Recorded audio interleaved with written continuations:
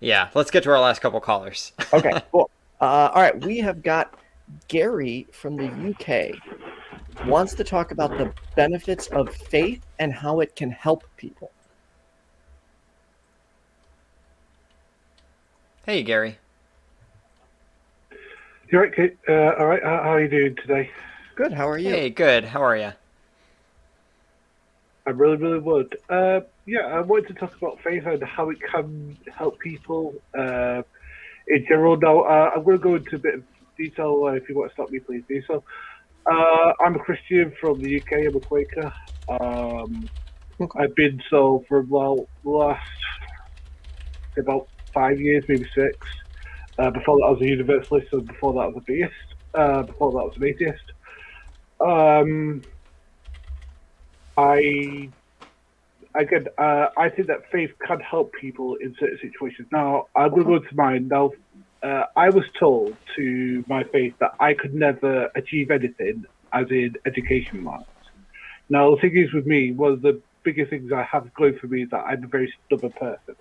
So I believed or had faith that I could. The thing is that I believe the same way is religious faith. Because I came through it for a reason. I didn't go it through. I had a certain supernatural event happen to me, but I believe that faith happened in that certain degree that I believe that myself that I could do it, despite people telling me I can't. So that's what I mean with faith can have a positive impact. I believe that religious faith could have the same impact because I believe that I'm a better person now than what when Okay. I believe this. Again, for some people it could Yeah, be that topic. I get. Sorry, I didn't mean to cut you off at the end there. I get what you're No, saying. no, So no, you're no, saying that because you had faith that you could do something, you felt more confident in your ability to do it, and therefore you did it better. no. I'm saying that I was told I could not do something, so I had no evidence that I couldn't. But I knew myself that I'm a very stubborn person, and again, I will be told what I can and cannot do. If I know I can do something, then it's in my skill set, and I think I can do it, then why not? Okay. Your limitations are only what you put on yourself. And I think that the same is with religiously based faith. Because again, I cannot prove to you right now that God or whatever exists or does not. What I could prove to you is what the impact it's having in my life for God or better. Right, right. Okay, Again, so I yeah. understand that. The other No, thing, I can address that real quick. So our beliefs impact our actions. If you believe that you're going to get hit by a car if you walk out in the street, even if you don't see a car, you're not going to walk out in the street. So if you believe that doing things that multiple aspects of society see as good, like end up being better for you, you know what I mean? Like if like there are certain parts of being Christian that I definitely, think everybody should do as far as like charity and being kind to people, stuff like that. Those are all things that Christians say they should do. Whether or not some of them actually do them is a different story.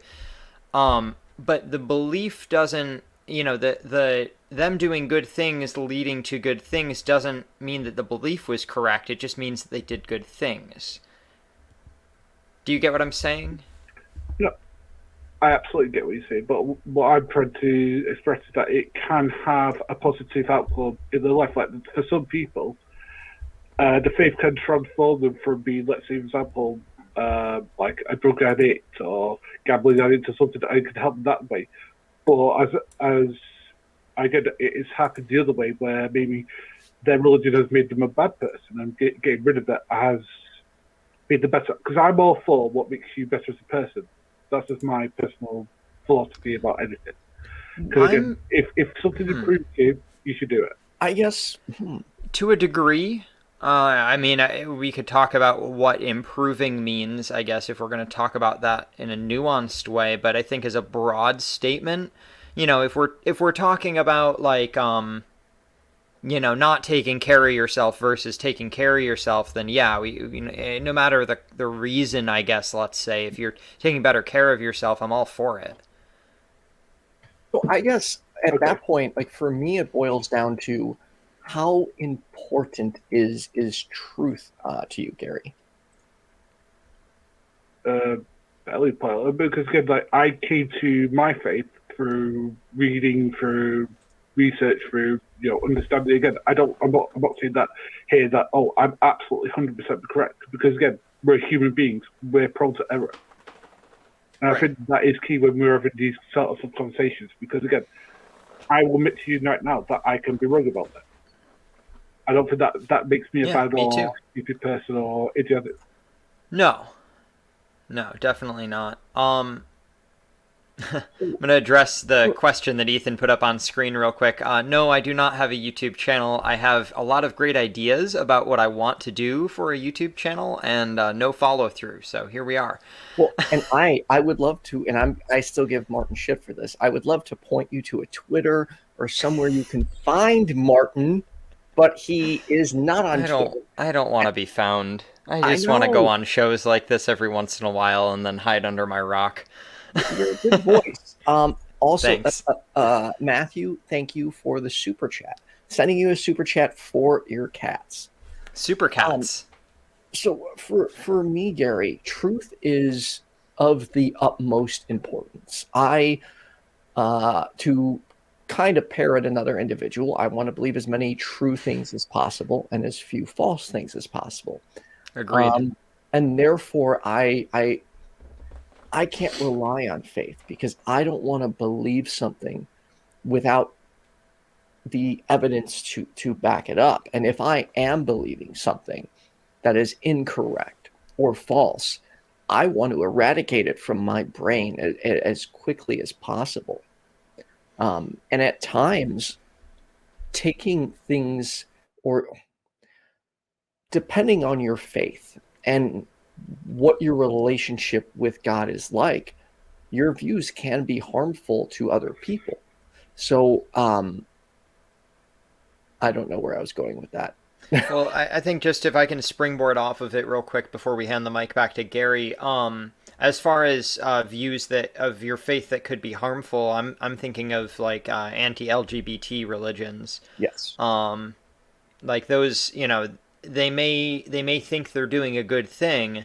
And actually, if I can just ramble for a minute here, I had a very interesting conversation with my friend about that one time, when he was saying that people who we were talking about something innocuous, like certain dietary preferences within a religion, and I said that a religion dictating to you what you should and shouldn't have in your diet doesn't really make a whole lot of sense to me, because they're not looking at it from a dietary point of view. They're looking at it from a spiritual point of view, but it's affecting your diet still. Like, the impact there is real. And he was like, well, if they think they're doing right by God, just let them do their thing.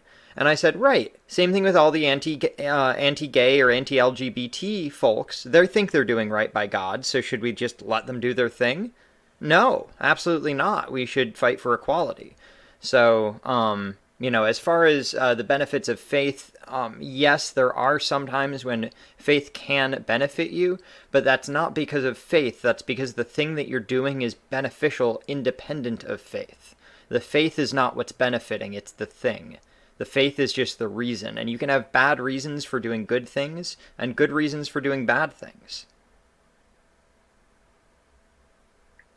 No, I agree with what you just said, because we could, for example, the Phelps family, for example. I'm sorry, what was that? Total homophobic. The Phelps family.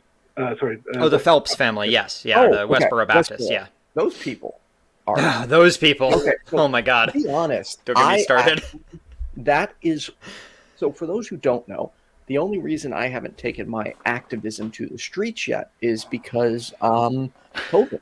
But once it's safe, you're going to see another side of what I'm trying to do with this channel. I want to be out there going to college campuses, events, protests. I want to be on the ground talking to these people.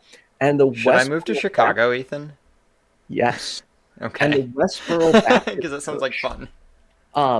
It is one of my goals. I want to go to them at some point. But for example, for those who don't know, like Steven Crowder, I don't agree with God at all. But his Change My Mind segment is in many ways what I'm trying to do. But I want to do it in a way that is responsible, respectful, and my views don't actually harm people. Because exactly, whereas Steven Crowder does the opposite of those those three things. He's irresponsible, he's disrespectful, and his views are very harmful. Sorry, whenever anybody brings him up, I feel the need to go off because, in case you weren't aware of this, he had more viewers on election night than fucking CBS.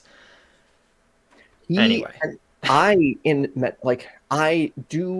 don't love his beliefs, but I do like his method, because that is the type of activism, in my opinion, we need more of. Like, we need to get out there talking to these people every day. That's how we're going to change minds. How I want to change minds, not just through street epistemology, whereas he uses gutter epistemology.